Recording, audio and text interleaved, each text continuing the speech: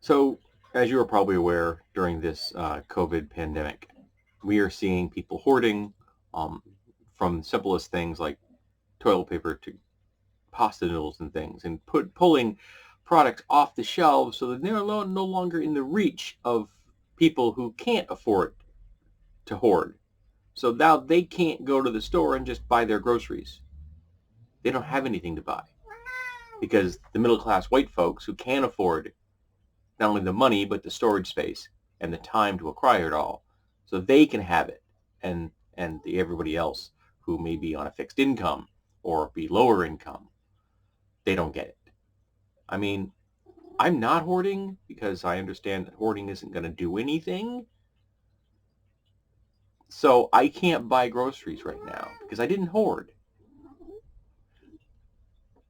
So I go to the grocery store and we have to go multiple times in a week when they open in the hopes of getting the basic needs of our daily lives, which is insane. There's no reason for that at all. But it's going on because there are people that have just decided that their needs come before anyone else's. And that's including medical supplies. So I was talking to my doctor the other day, and she said that they aren't actually giving as many tests as they would like because they don't have the support supplies to give them, the gloves and the masks. And they have to make sure that when someone actually has a case of it, when they've shown enough, you know, symptoms that they would then justify a test, they will have the supplies to treat them as a patient.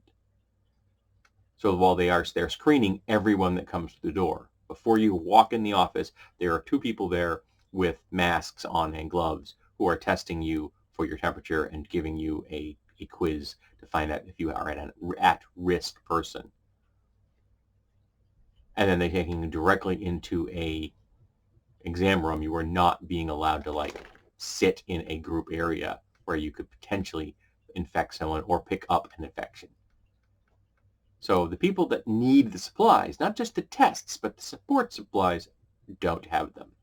And shockingly enough, a lot of those supplies come from China, which, the Chinese might not be inclined to ship them at the moment, even if they had them to ship. So we have not been prepared for this.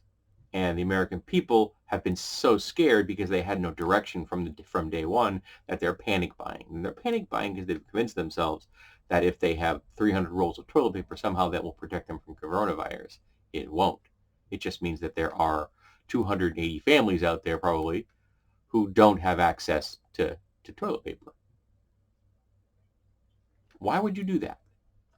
Why would you take things away from other people intentionally to make them suffer? Because that's what you're doing. You're making people suffer. Now, the inconvenience for me is just that. It's an inconvenience. There are things I can't buy right now. I can't buy chicken breasts. And I have a chicken breast for breakfast 5 days a week because it's pure animal protein and has no carbs. That's all I eat for breakfast.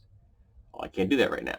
The best I can get are frozen chicken patties, breast patties, which have breading on them and are fattier. So that harms my ability to maintain and lose weight because I have been doing so. I've been losing weight since the beginning of the year. And that harms my ability to do that because I can't access the basic needs that I want. Having to go back and make sure I get bread and, of course, toilet paper. We've been lucky. We've got a little bit, so we're not doing too bad.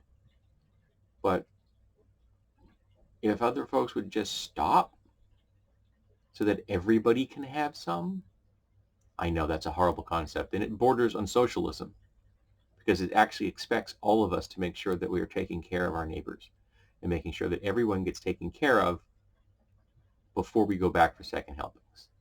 And I've talked about this before, that everyone should be taken care of before anybody goes back for a second try. And we're bad at that in America. We've been told that that's evil, even though 75% of the country is potentially a Christian, so they should be taking care of their neighbor because they're supposed to love their neighbor and love their God. And they're failing to do that neighbor loving thing by hoarding. So stop hoarding. Stop hoarding masks and gloves. Stop hoarding toilet paper, bread, and everything else that's no longer in the grocery stores because you're hoarding it, because you're scared, because your government's giving you no direction, and you need to have some sense of control in a situation that is inherently out of control. We will make it through this, but not all of us. And you are creating suffering for them, for those that won't make it, and for their families that will. So why are you doing that? Why are you intentionally creating suffering for other people?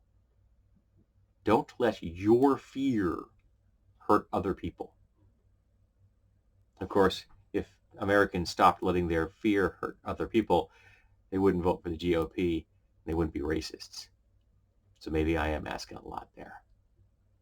But in this one instance, stop hoarding. Just